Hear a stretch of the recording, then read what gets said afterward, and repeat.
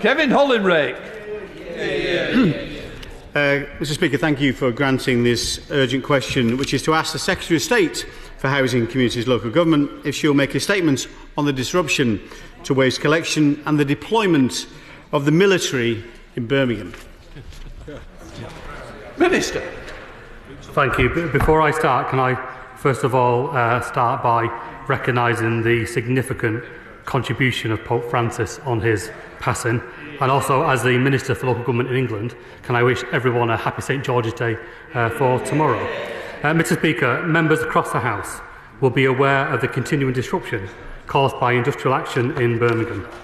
The Government has repeatedly called for Unite to call off the strikes and accept the fair deal that's on the table. The Commissioners and the Council are undertaking necessary reforms in the context of a challenging financial situation.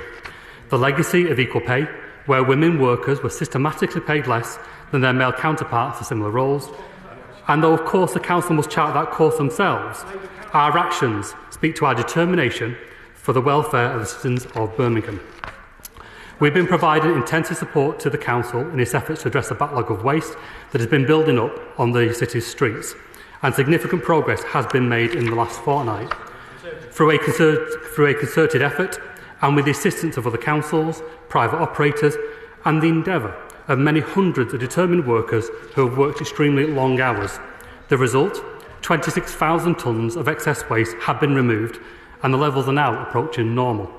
More than 100 bin trucks are out every day, and regular bin collections have resumed. The Council continues to monitor the situation closely to ensure that waste does not build up again.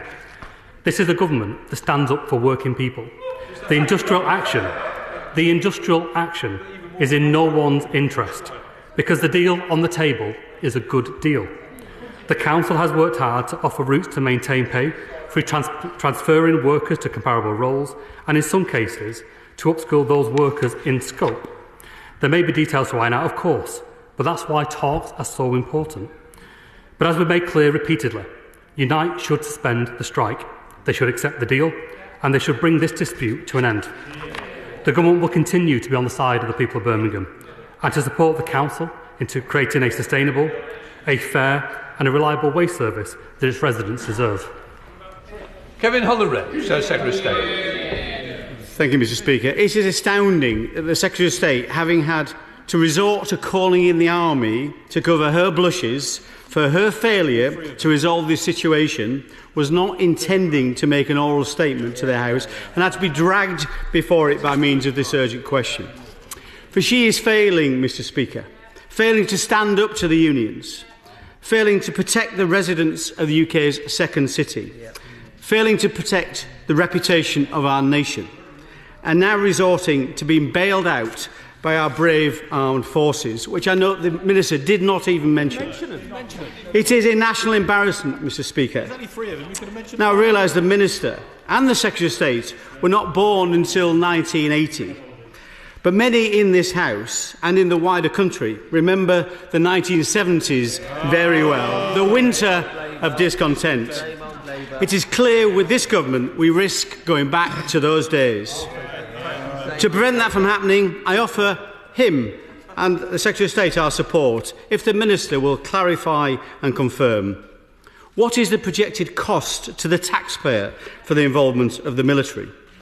Will he rule out the humiliation of service personnel ever having to collect refuse? And will he commit to using the provisions of the Minimum Service Level Act to ensure residents receive a basic level of service, to reinstate the legislation that would allow the Council to commission agency workers to clean up the city until the strike is resolved, and finally to abandon the provisions in the Employment Rights Bill that give unions access to every single workplace in this country, that lower the threshold for union recognition and make it much easier for unions to call strikes. Doing this now, and he will have our support. But if he and she ducks the tough decisions to please her union paymasters, the tail, Mr Speaker, may once again wag the dog in this country, which could take it back to the 1970s. Before leaving, we request everyone to like and share the video so that it reaches a wider audience. Also, feel free to comment down your thoughts.